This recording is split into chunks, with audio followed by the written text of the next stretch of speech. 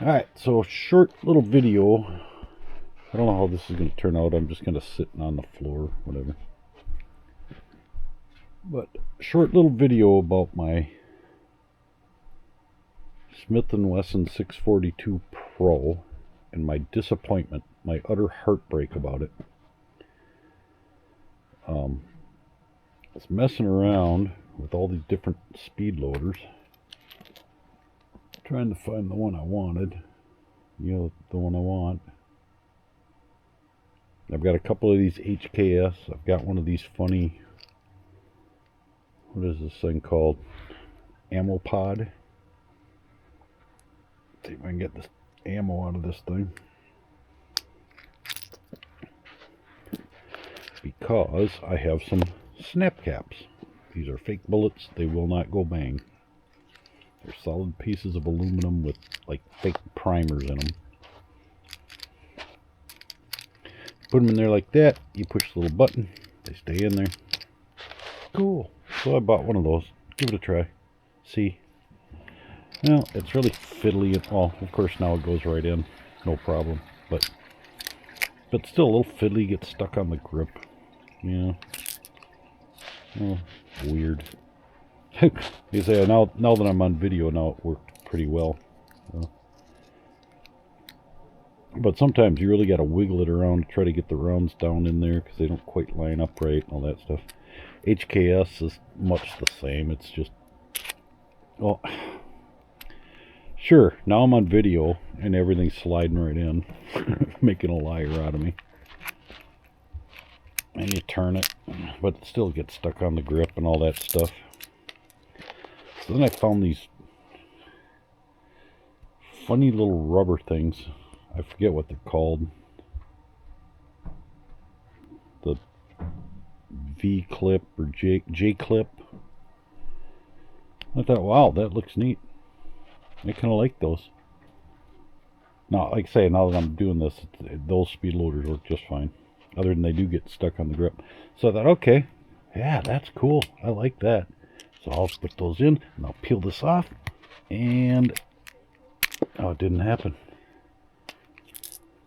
Twice last night, I did that, and this whole crane popped right out of the frame. So I took the screw out, put it back in, was fiddling with this again. It happened again.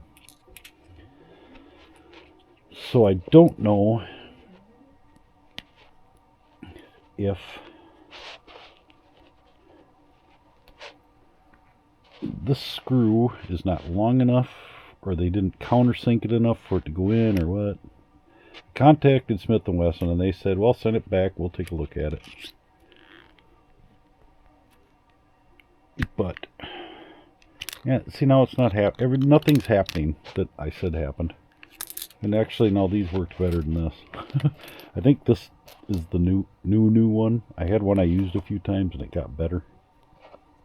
Got easier to peel the thing off. So I think I just grabbed the wrong one. So I think in time it loosened up a little bit. And eventually it's going to tear and rip and it'll be worthless. But, you know, I don't know. They don't cost that much and why not? They're so easy to slip in there. And then you just do that. And now tonight, of course, it's not falling apart. Maybe I'll send this link to this video to Smith & Wesson. Although I wanted it to happen on camera, of course. It happened twice to me. So that really, maybe is it the angle? Because I'm kind of laying on the floor here. So maybe I need to just angle it different when I reload with these. But they do get stuck on the grip too. But I don't know why it's not falling off now. But I might sell that, or although I'd feel bad if I sold it to somebody and then they went to defend themselves with it and it fell apart and then something happened to them. Of course, I'd never know, but that would be bad. So, oh, I popped that out. I was really hoping it would happen on camera, and now it won't happen. Because you gotta push on this thing to peel it off. And it was just popping this whole thing right out. So, Might send it down the road, trade it, sell it, and go get a Kimber K6XS, which is, I think it's a little bulkier, but it's got 6 rounds. Now, don't quote me on any of this, but if I remember correctly, this is 14.5 ounces. The Kimber's 15.5.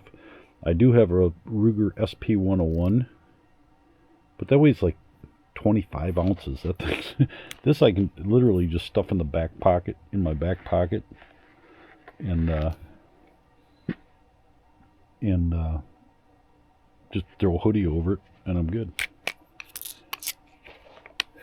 But which I'm sure I could do with the Kimber as well. And I did find a good deal on one locally, so it's literally like just a few miles that way. Well, nah, that's a little ways, but anyway, now of course it's making a liar out of me, so that bums me out. I'd still send it. Oh, there it goes. See, look at that. Bing. This part doesn't look messed up. The screw looked okay, but so I don't know if the screw is just too short. I don't know if they didn't countersink it far enough or something. What are you doing, Boo Boo Kitty? Get out of here. Go away. Get. Scoot, bro. What are you doing in the house anyway? You're supposed to be outside at night. You always go outside at night. Or you can sit here and smack me in the face with your tail, I guess, like you just did. That was cool. So, there we go. We take the screw, loosen up the screw. And I can't go, oh, wait, Mr. Bad Guy. Let me fix my freaking revolver. And then you can start attacking me again. You know, I'm just very disappointed. I had one of these many years ago. It wasn't a pro model, and it was fine, but I never tried to use this kind of speed loader with it, so maybe that one would have done the same thing. Maybe they'll all do the same thing. I don't know. We're going to put these back in there, only gently so it doesn't fall apart, just to keep our firearm safe and not damage the firing pin or anything while I'm dry snapping it, dry firing it. What are you doing, Boo Boo? Go. Come on, buddy. Get out of here. You're wrecking the video. Go. You're probably the best part of the video. So there it is. You saw it. I guess I'll send it back to Smith & Wesson. If they can make it not do that, I'll be happy with it. If not, I'm going to have to get a K6XS. I'd love to carry my SP101, but that's just not a... It's just not a pocket thing like this is. And the other thing, this thing doesn't look right. So I think maybe this was made on a Monday or a Friday. And it wiggles around a lot. I don't remember any of my Smith & Wessons doing that, but maybe they did. But there you go. And I'll put this link. I'll send this link to Smith & Wesson too, probably, to this video. But that's it. So, take it easy.